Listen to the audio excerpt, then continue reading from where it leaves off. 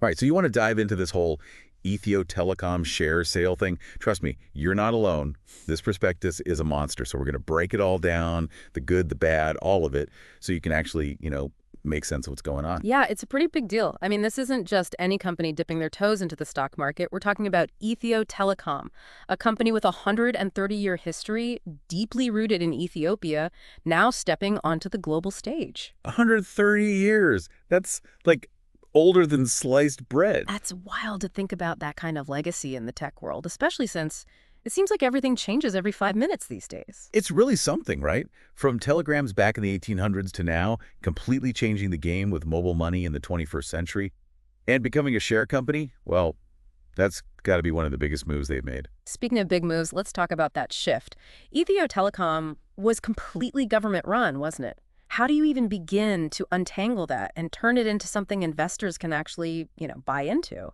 It's a process for sure, but the key here was transitioning from a public enterprise to this share company structure. What's so interesting is the sheer scale of the change. We're talking about a massive leap in terms of paid-up capital. Okay, hold on. Give me some context here. How massive are we talking? I vaguely remember seeing some crazy numbers in their financial statements. Imagine going from a cozy little cottage to a skyscraper overnight. That's kind of what we're looking at. This conversion significantly increases their capital base, basically reflecting the potential they see in Ethiopia's economy. Okay, that's a powerful image.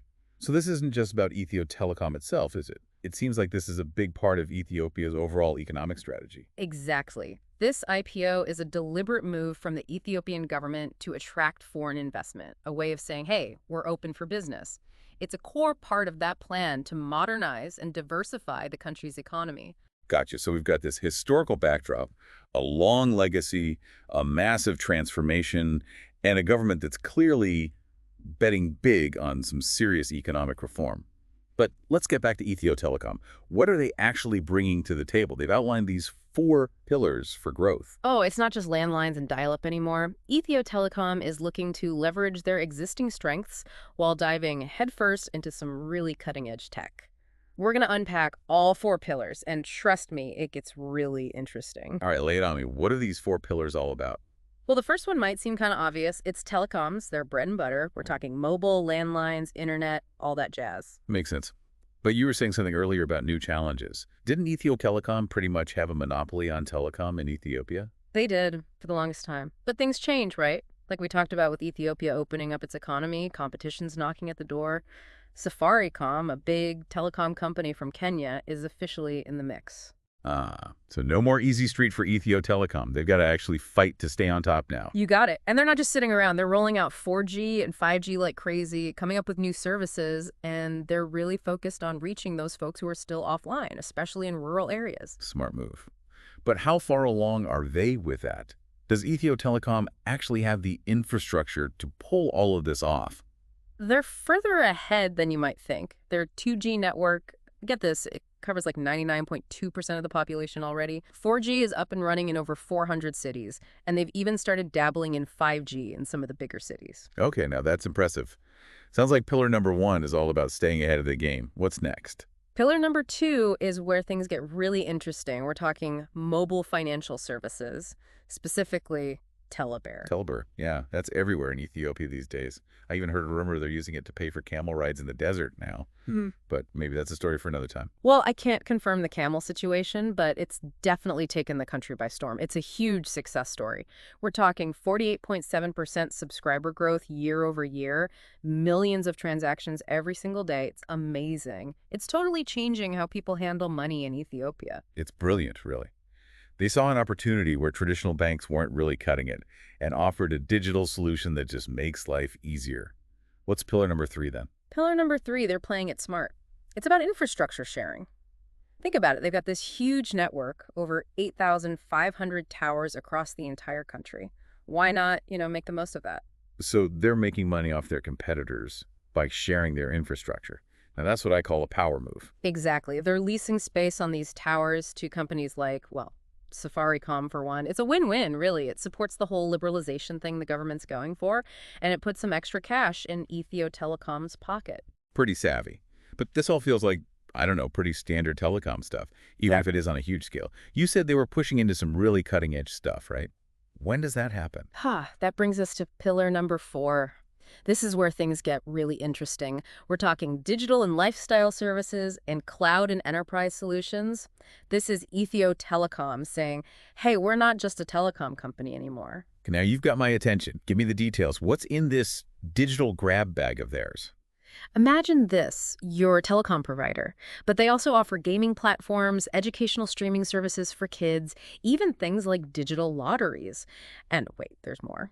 They're also diving deep into cloud solutions for businesses, offering all sorts of services that go way beyond your typical telecom stuff. Hold on, is this the same Ethio Telecom we're talking about here? This sounds like a total transformation. They're going for it, that's for sure. They're even developing their own products. Like they have this educational platform for kids called Kidjo and Telecloud, their very own cloud computing service.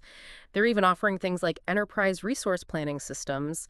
It's clear they're betting big on the whole digital economy thing in Ethiopia and want to be the leader of the pack. This is starting to feel like one of those zero to hero stories you see in the movies, but instead of a person, it's like Ethio Telecom, from humble phone lines to digital superstar. But let's get real for a second. How is this all translating into actual money? The million-dollar question, right? Don't worry, we're going to dig deep into their financials, break down their revenue, and really analyze the potential risks and rewards coming up next. Get ready to crunch some numbers, because that's where the real story unfolds. All right, time to talk numbers. We've heard about Ethio Telecom's ambitions, their history, even their foray into the world of educational apps. But how's it all adding up in their bank account? Well, the good news is Ethio Telecom isn't some fledgling startup. They're coming into this IPO with a really strong financial foundation. They're consistently profitable, and their revenue growth, pretty impressive. Okay, but give me some specifics. How impressive are we talking? In 2024 alone, their revenue was a whopping 91,371 million birr. Ooh, that's a serious chunk of change. What's driving those numbers? Is it the traditional telecom stuff, or are these new ventures really taking off? That's the exciting part. It's the new stuff that's really fueling their growth. Mobile data, Telebirr, even those digital and cloud services we talked about, those are the real stars at the show. So it's not all talk. They're actually innovating and bringing in the big bucks because of it. But we'd be doing our listeners a disservice if we didn't talk about the risks. Emerging markets can be unpredictable, right? What are some things that could throw Ethio Telecom off course? Absolutely. Every investment has its risks. And for Ethio Telecom, one of the biggest is that competition we talked about. Safaricom entering the market has definitely changed the game. Yeah, 94.5% market share is amazing, but holding on to that with a giant like Safaricom breathing down your neck is a whole new challenge. How confident are we that they can actually pull it off? That's the million-dollar question. They're doing the right things, expanding their 4G and 5G networks, developing new services, but how effectively they can execute, well, we'll have to wait and see. So competition is definitely something to watch. What else? Any other potential red flags? The regulatory landscape is always something to keep an eye on. The rules around mobile money in Ethiopia are still evolving. There's always a chance new regulations could pop up and impact Ethio Telecom's operations, especially Telebirr. Speaking of Telebirr, wasn't there something unusual about their license for it? Yes, that curious restriction in their payment instrument license. It seems to prevent them from doing other business activities alongside their mobile money operations. Wait, really? How does that even work with Telebirr being such a big part of their plan? Seems like a pretty big obstacle. It's definitely a head-scratcher. Investors should definitely keep an eye on that. It could cause complications if Ethio Telecom's other ventures start to overlap too much with Telebirr. Regulatory uncertainty, got it. Anything else? What about the overall political situation? We can't ignore the elephant in the room: political instability. We've seen how conflicts in Ethiopia have affected Ethio Telecom's infrastructure in the past, especially the damage to their mobile towers during the conflict in the north. Right, that's a risk you just can't escape when you're investing in emerging markets. Exactly. And then, of course, there's the issue of currency. The birr's depreciation against the dollar has a big impact on any company carrying a lot of debt, especially debt in USD. And Ethio Telecom definitely has a significant amount of debt. That's got to be a concern. It's definitely something they acknowledge as a risk in their prospectus. With the birr weakening against the dollar, their debt becomes more expensive to manage. That could affect their profitability down the road. Okay, so we've got this mixed bag. Huge potential, exciting growth, but some very real risks to think about. So what's the verdict? Should people buy these shares? There's no easy answer, no crystal ball here. Investing isn't about guarantees. It's about weighing the risks and potential rewards and making smart decisions that work for your own financial goals. So are you saying run out and buy these shares, or is it more complicated than that?